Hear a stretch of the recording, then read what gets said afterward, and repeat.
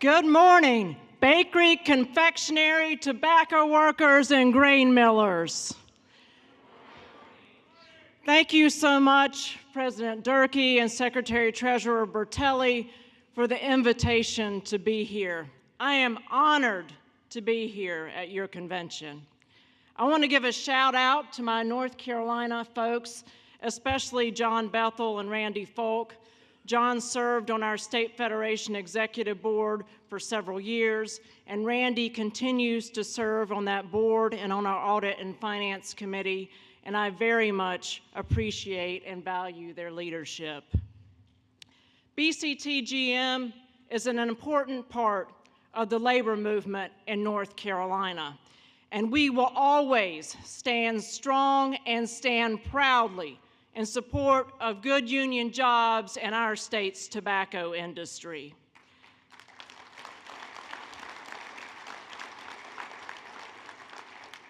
And we have been proud to stand alongside all of you and fight against the outsourcing of good union jobs at Nabisco Mondelez in Chicago.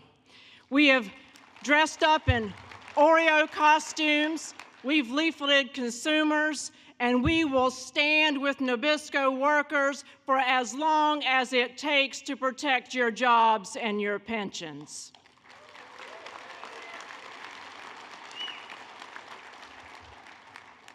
As we all know well, these are challenging times for Nabisco workers, for tobacco workers, for all of us. Sometimes I wonder how much lower we can go in this race to the bottom. After all, we're already at the point where, in the words of Solidarity Forever, workers stand outcast and starving amid the wonders we have made. Here, in the richest country in the world, we have bank tellers who count money all day but have not a dollar of their own to save. We have grocery clerks who stock shelves full of food but have nothing to feed their families. We have construction workers who build houses but have no home to call their own. Far too many people are working too hard for too little, and yet our politicians continue to make it easier to ship good jobs overseas while they make it harder for us to organize and collectively bargain. Given the challenges we face, some wonder what the future holds for the labor movement. Some wonder if we even have a future at all. Well, I think that massive defeat of right to work in Missouri is a clear sign the labor movement is alive and kicking.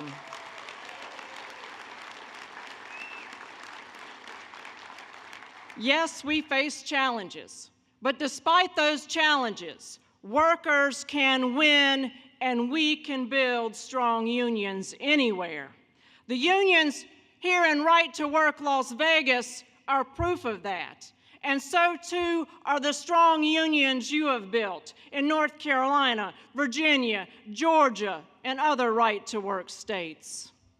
As working people in our unions try to organize in an increasingly challenging legal environment, it's important to learn from those who have been working under those anti-union laws for decades. For us in the South, so-called right to work is all that we've ever known. So this morning, I want to talk about what the South tells us about the future of the labor movement, and most especially, what the South tells us about resistance, persistence, and the power of hope. We Southerners are a persistent bunch. I've often said that Southerners are natural-born evangelists, whether it's Jesus, our favorite team, or our preferred style of barbecue. We have strong opinions, and we love to convert others to our way of thinking. Like any good Southerner, I'm no different. I've got a gospel I preach, and I preach it everywhere I go, every chance I get. If we want working people everywhere to get our fair share, we must organize, and especially, we must organize those workers who need it the most. Low-wage workers, workers of color, and workers in places like the South. We must organize. And we in the South have learned that to organize in the workplace, we have to organize the community. Because to win the hearts and minds of people on the job, we have to win over their friends, their families, and their neighbors. In the South, we learned a long time ago, we can't win in a right-to-work anti-union climate by ourselves. That's why in the South, you see strong coalitions between labor, faith, and civil rights groups. You see a new solidarity developing between black, white, and brown workers, and you see innovative, non-traditional organizing with deep ties in the local community.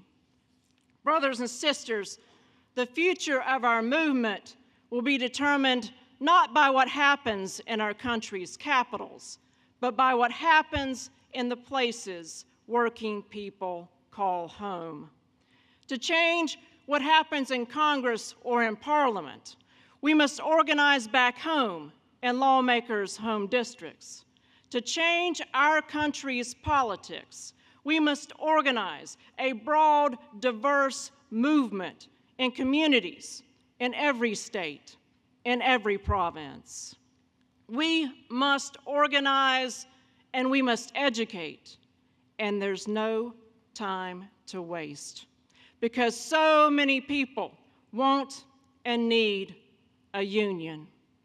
Several years ago, an organizer on the fast food workers campaign told me a story about going into a Burger King in North Carolina.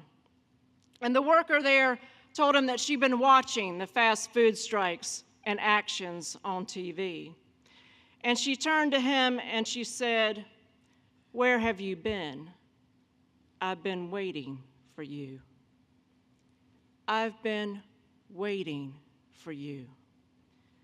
There are thousands upon thousands of workers just like her all across this continent. Workers who are tired of being ripped off. Workers who want their fair share, who are ready to organize, but are waiting and wondering, where is the union? Where is the labor movement? That's been the story of working folks in the South for a long, long time. But after the 2016 election, I believe it is the story of America and beyond. Working people everywhere are waiting and wondering, who will fight for us? Who is on our side? Brothers and sisters, workers can't wait any longer. Justice can't wait. So what are we waiting for? Are we in the labor movement going to keep complaining about the decline in union membership and do the same things we've always done? Or are we going to do things differently and organize workers in ways we've never thought about, in places we've never dreamed of? You see, the biggest obstacle to organizing is not the anti-union laws we have in the South and now in so many other places. It's not a racial divide between workers. It is a lack of imagination. For far too long, too many workers and even too many unions have had trouble imagining victory. We've been beaten down so long, some of us can't even see a way back up. I know you've seen it among your members, people who think voting doesn't matter, calling a lawmaker doesn't matter, showing up at a rally doesn't matter. Too many of us believe nothing we do will make a difference, and so we settle. We lower our expectations, and we become resigned to making do with what we've got, even if it's just a measly $7.25 an hour. And that is exactly what the bosses and their politicians want. They want us to feel powerless. That's why they're all about peddling fear. Fear of terrorism, fear of the government, fear of unions. But most of all, it's about fear of each other. Fear of those who are different from us. Fear that if you get more, somehow I'll get less. Fear that unless we guard the little bit we've got, things can only get worse. Fear is contagious, but the good news is, so is hope. When fast food workers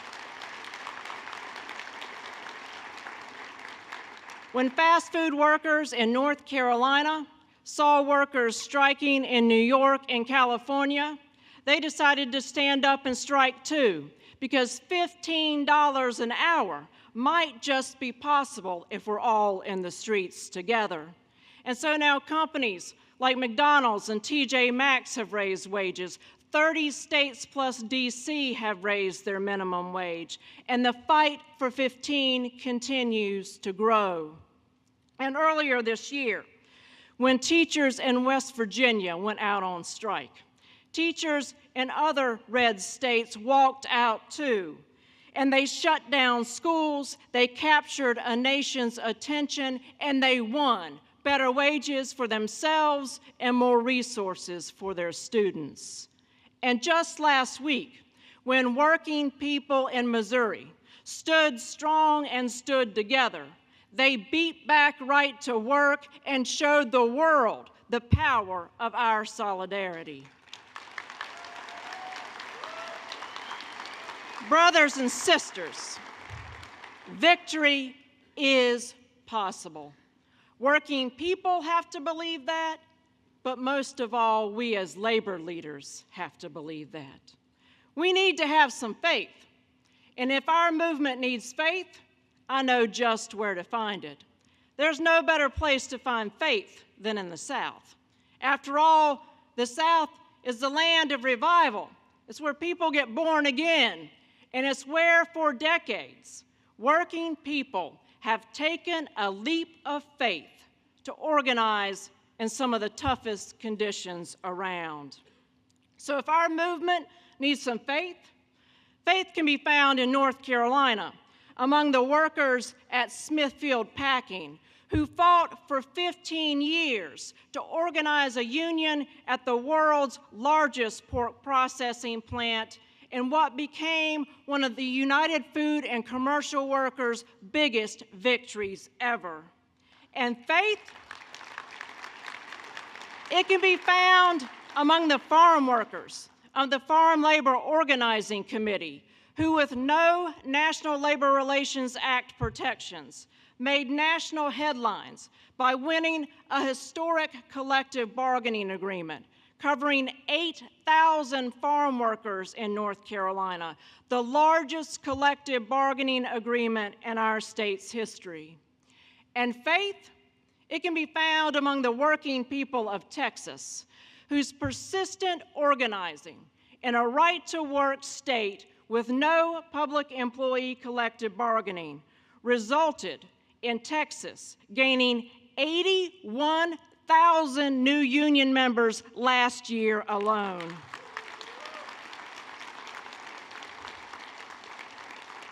The lesson of the South is about holding on to faith.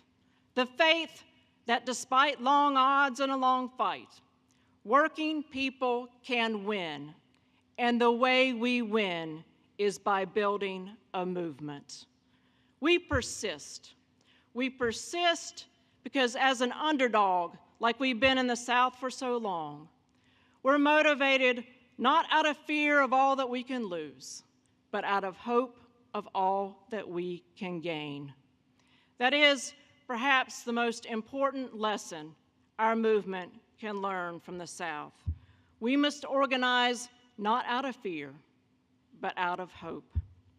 So rather than focus on all the bad things we've got to fight against, let's remember what we're fighting for. We are fighting for a better future, a future where every child gets a quality public education, where every worker earns a family-sustaining wage, where all people have access to health care and medication, where every senior can retire and live out their days with dignity and security. We're fighting for a society where we invest more in our schools than our jails, where we take care of the least of these, not the wealthiest among us. A society where the right to vote is cherished, not suppressed, where democracy is priceless and campaigns aren't for sale. What we're fighting for is simple: justice and fairness for all of us, so that from birth to death, we take care of each other, and we create opportunities so that each of us can live up to our full potential. That is what the labor movement has always fought for. And we cannot, we should not, we must not settle for anything less, brothers and sisters.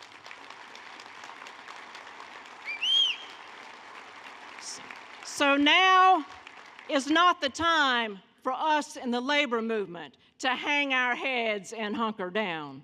It is time to stand up.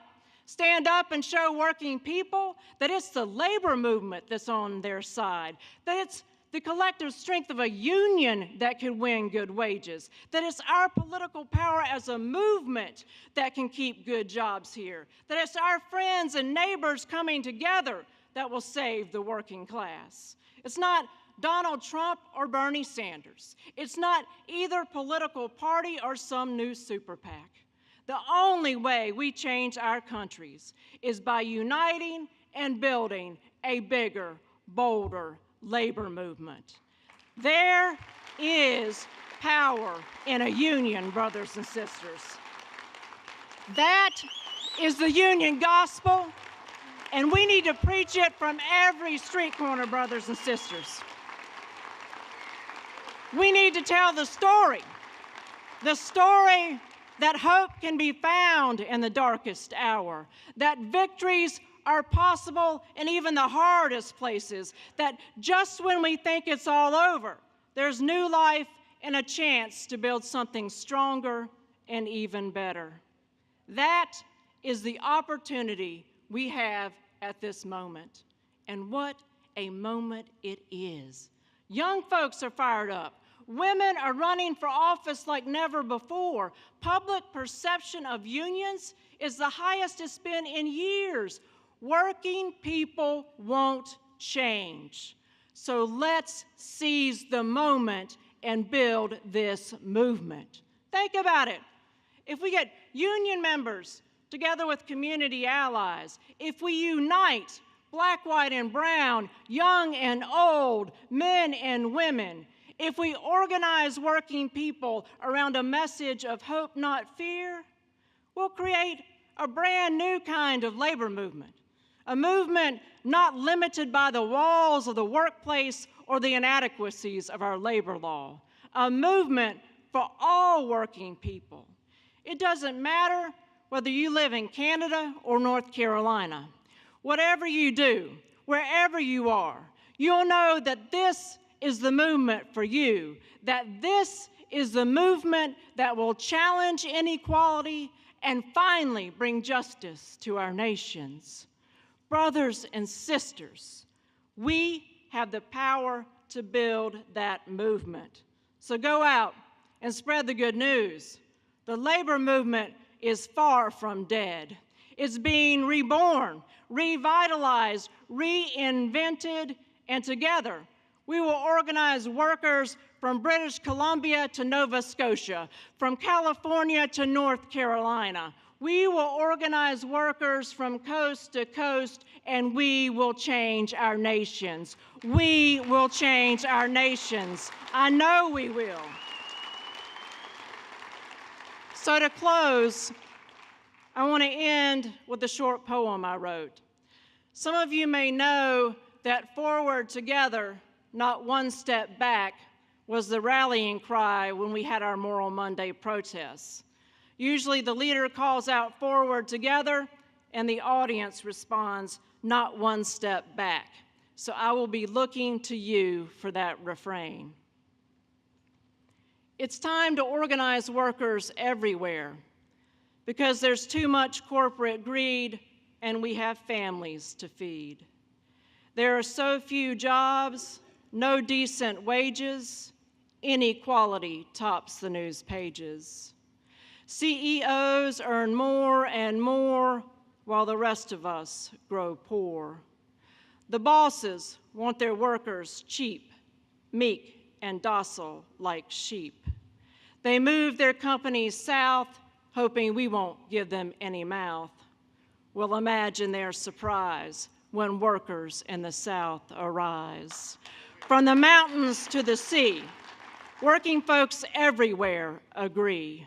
Now is the time to take a stand for justice throughout this land. That's why we will organize every workplace, every town. And there will be no stopping us, no backing down. In the face of our unity, injustice will crumble, it will crack, and victory will be ours. Forward together, not one step back. Forward together. Forward together. Forward together. Thank you, brothers and sisters. Let us stand strong and stand together until there are good jobs and good wages for all of us.